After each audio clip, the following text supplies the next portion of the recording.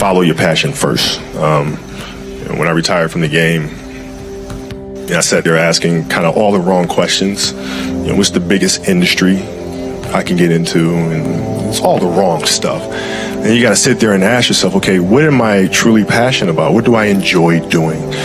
And when you feel that way, honestly, you feel like you have never worked a day in your life. It's the most fun thing in the world. You get up in the morning excited about what you're doing. And you got to be really honest with yourself about it. If you wake up in the morning and you're dreading going to work, dude, do something else. Right. Do something else. And those are hard decisions to make. But when you make those decisions, it's a very liberating experience. And you find out that the rewards will come. I think the best way to prove your value is to work, is to learn, is to absorb, to be a sponge. But you always want to outwork your potential. As hard as you believe you can work harder than that. And that's what I tried to do when I first came in the league. But basketball is such a direct competition sport.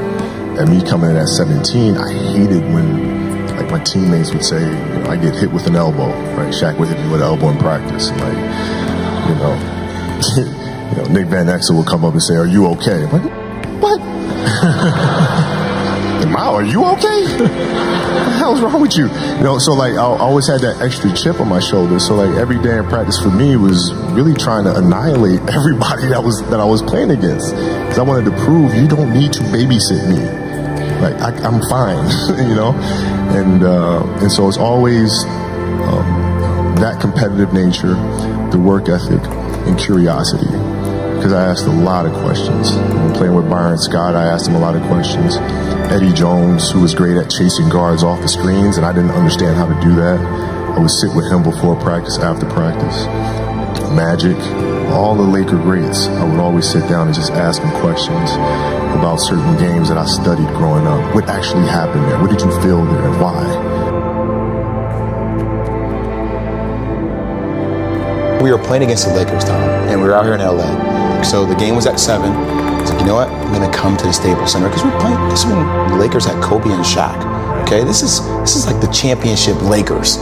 So I'm gonna get there at 3 o'clock, and I want to make sure I make 400 made shots before I go back into the room, and then I sit in the sauna and I get ready for the game. So, get in the car, get to the gym, get there, and as I'm walking onto the court, who do I see? I see Kobe Bryant, already working out. So once I set my foot across that line, I started working out.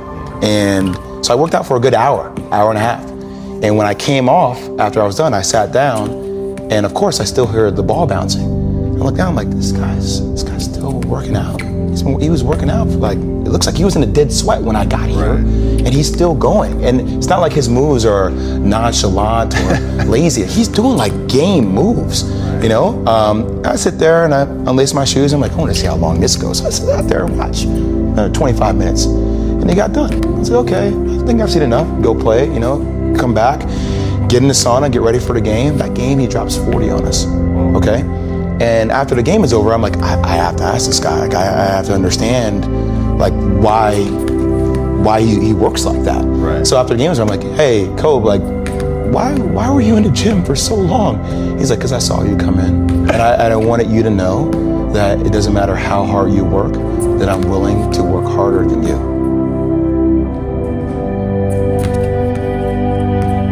If your job is to try to be the best basketball player you can be, right?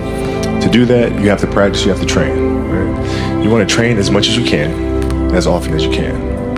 So if you get up at 10 in the morning, train at 11, right? 12, say 12, train at 12, train for 2 hours, 12 to 2. You have to let your body recover. So you eat, recover, whatever. You get back out, you train, start training again at 6. Train from 6 to 8, right? And now you go home, you shower, you eat dinner, you go to bed, you wake up, you do it again, right? Those are 2 sessions.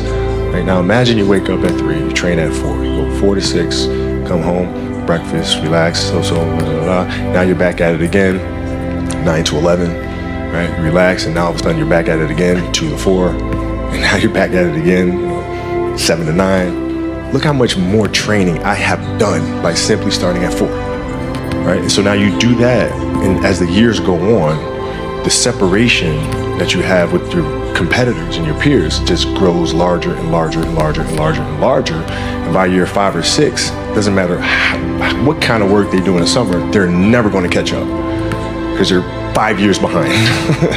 Right? So it makes sense to get up and start your day early because you can get more work in. If I start earlier, I can train more hours. And I know the other guys aren't doing it because I know what their training schedule is. Right? So I know if I do this consistently over time, the gap's just going to widen and widen and widen and widen and widen, and they won't be able to get that back. So to me, it was just common sense and like thinking, how can I get an advantage? Oh, start earlier. Yeah, let's do that.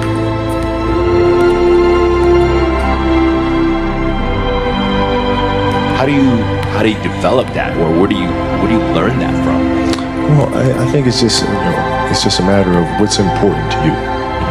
What's important to you for whatever reason.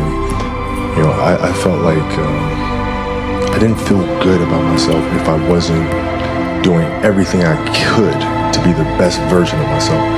If I felt like I left anything on the table, it would eat away at me. I wouldn't be able to look myself in the mirror. And so the reason why I can retire now and be completely comfortable about it, because I know that I've done everything I could to be the best basketball player I could be.